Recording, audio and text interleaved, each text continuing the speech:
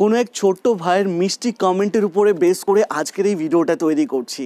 আর সে আমাকে কমেন্ট করেছিল যে শিবমদা, আমার বয়স 14 বছর, আপনার প্রচুর ভিডিও দেখেছি, প্রচুর ব্যবসার আইডিয়া ভালো লেগেছে, বাট কোন ব্যবসাটা শুরু করব বুঝতে পারছি না। আর এই বয়সে কি ব্যবসা শুরু করা উচিত হবে? এবার আমি আপনাদের সকলকে একটা প্রশ্ন করছি যে ব্যবসা শুরু করার জন্য বা স্টার্ট আপ করার জন্য পারফেক্ট এজ কত আছে? আপনাদের কি মনে হয় যে ব্যবসা শুরু করার জন্য পারফেক্ট এজ কত আছে? আমি বলবো এখনকার সময় কোনো পারফেক্ট এজ নেই। আপনি চাইলে 12 বছর, চাইলে 14 বছর, চাইলে 16 বছর, চাইলে 40 বছরও আপনার স্টার্ট আপ ব্যবসা শুরু করতে পারেন। বাট ছোট বছরে মানে অল্প বয়সে ব্যবসা শুরু করার কিছু সুবিধা অসুবিধা আছে, অ্যান্ড 30-35 বছর পরে ব্যবসা শুরু করার কিছু সুবিধা অসুবিধা আছে।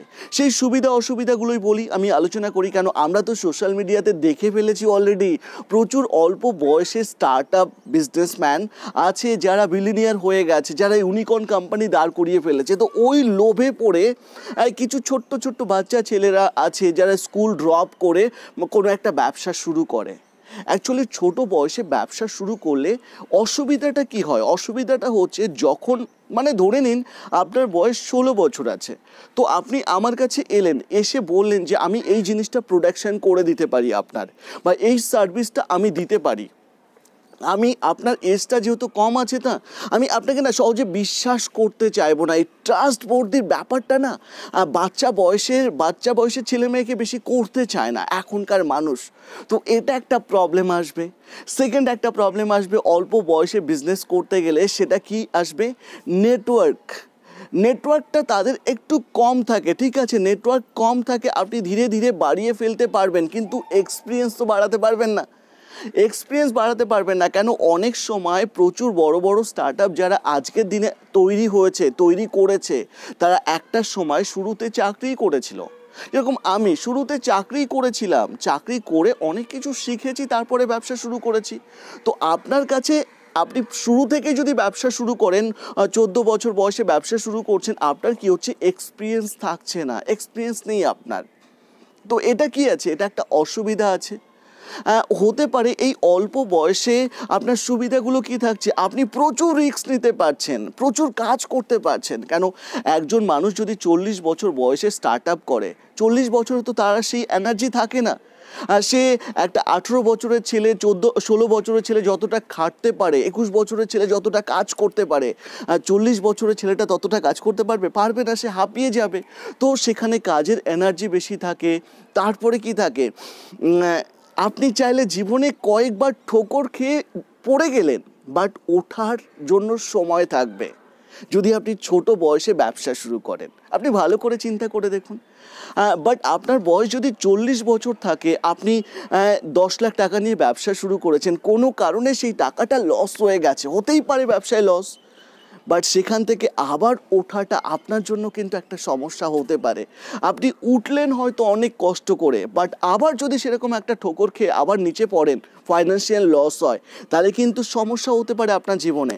বাট একটা ছোট্ট বয়সে যদি স্টার্ট আপ হয়, তাহলে আপনি পড়বেন, আবার উঠবেন, আবার পড়বেন, আবার উঠবেন। তো লাইফে রিস্ক নেওয়ার জন্য না আপনার অনেকটা সময় থাকে। তো এই যে সুবিধা অসুবিধাগুলো আছে না, সেটা।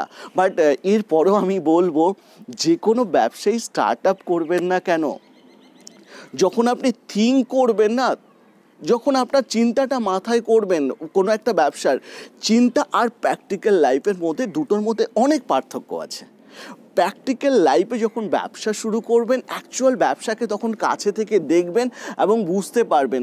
এবার কাছে থেকে দেখার পরে না, সেই ব্যবসাটার সঙ্গে যত নিজে কানেক্ট করতে